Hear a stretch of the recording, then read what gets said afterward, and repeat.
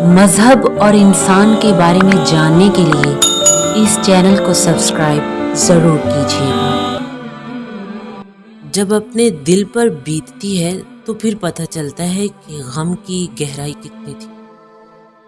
جب اپنے ہاتھ خالی ہوتے ہیں تو احساس ہوتا ہے کہ غمگین دلوں کو مدد سے پہلے غم گساروں کی ضرورت ہوتی ہے۔ اگر اللہ نے خالی ہاتھ لوٹا دیا ہے تو کبھی سوال کرنے سے پہلے اللہ سے معذرت بھی کر لیں۔ معذرت کریں اس شخص کے بارے میں جس پر آپ کے سامنے ظلم کیا گیا اور آپ نے اس کی مدد نہیں کی۔ معذرت کریں ان رحمتوں پر جو آپ کو عطا کی گئی مگر آپ نے ان کی قدر نہیں کی، اور معافی مانگیں اللہ سے ان برے لوگوں کے بارے میں جو طالب معافی تھے، جنہوں نے آپ سے معافی مانگی لیکن آپ نے انہیں معاف نہیں کیا۔ ان مفلسوں کے بارے میں بھی شرمندگی کا اظہار کریں جنہوں نے آپ سے سوال کیا تھا لیکن آپ نے اپنی ضرورتوں کو ان کی ضرورتوں سے بہتر سمجھا اور انہیں خالی ہاتھ لوٹا دیا۔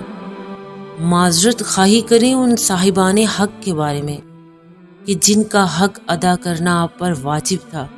لیکن آپ نے ان کا حق ادا نہیں کیا، اور ان لوگوں کے بارے میں بھی خدا سے معافی مانگے کہ جن کی عیب آپ کو معلوم تھے اور آپ نے انہیں بدنام کرنے کے لیے ان کی پردہ پوشی نہیں کی، اور معافی مانگے اپنے ہر گناہ سے جو آپ کے سامنے آیا اور آپ نے بڑی آسانی سے اللہ کا حکم توڑتے ہوئے وہ گناہ کر ڈالا۔ اپنے تمام گناہوں پر معذرت اور شرمندگی اللہ کے سامنے پیش کر دیں